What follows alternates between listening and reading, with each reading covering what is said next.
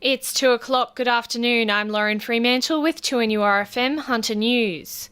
Concept plans for an ambitious multi-million-dollar sports complex at Newcastle West have been submitted to Council for consideration. The Hunter Academy of Sport has joined forces with a host of state government departments to put forward the idea for the Hunter Sports Centre of Excellence. It's unclear how the proposal fits within the government's plans to redevelop the Broadmeadows Sports Precinct, but Parliamentary Secretary for the Hunter, Scott McDonald, says any plans need to be put through Venues New South Wales before anything can go ahead. There has to be a conversation with Venues New South Wales about its concept and proposals in the years ahead. Would not be a good idea, I think, for various sports venues around the Hunter to develop their plans without at least having a conversation with what might or might not be happening in the Broadmeadow precinct. Singleton Council have declined tenders for the proposed Riverside Park on John Street, instead calling for new tenders opening on October 10. Plans for the former Sutton Ford include 2 play towers, a kiosk, public toilets and street furniture. Singleton Council's Director of Corporate and Community Services, Anthony Egan, says while the delays are unfortunate, the project is definitely going ahead with a view to be completed by mid-next year. Unfortunately, during the tender process, we only received 2 tenderers. We'd done a full assessment and we decided, based on the information provided, that we would not appoint any tenders at this point in time and re-tender. Local musicians looking for an opportunity to perform are in luck, with the state government announcing a $20,000 grant to fund a micro music festival in Newcastle. Music on Derby is the name given to the event, which will see Derby Street cafes and retailers play host to local acts and their audience, with entry free to the public. Newcastle is one of 8 councils splitting $150,000 of live and local funding, which aims to develop culture and arts across regional New South Wales.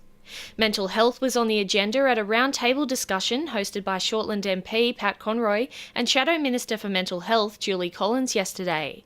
The pair met with Hunter experts in the field to develop further strategies for suicide prevention, as current ABS data suggests over 800 New South Wales people died from suicide in 2015.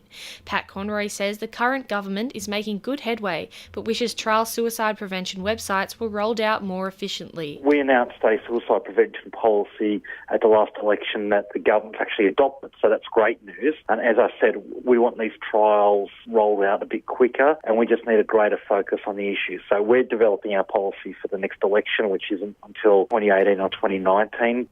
The Department of Planning is considering a $2 million proposal to build an LPG gas storage facility at Kooragang Island.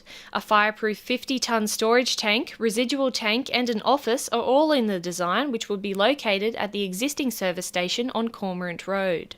Whilst LPG is considered a hazardous product because of its ability to explode, an assessment commissioned by LGAS found the plant wouldn't pose an unacceptable risk to surrounding businesses or Stockton residents.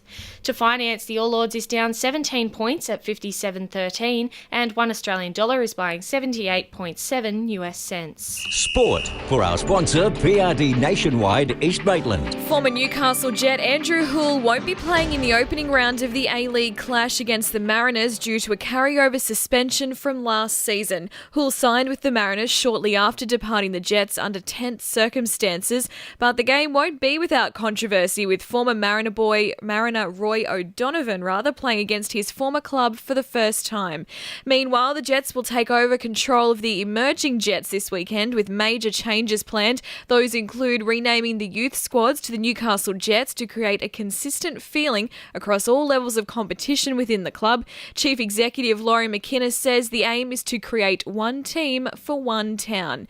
And former Knights hooker Rory Cost-Jason has revealed the injury which ended his career almost became life-threatening. Rory has told the details of how a throat injury sustained during training almost began to swell to a dangerous point and began to disrupt his breathing. He says he's devastated to end his career so abruptly, but knows it could have been much worse. That's sport. I'm Jessica Rouse. 2NURFM News Time is 2:05.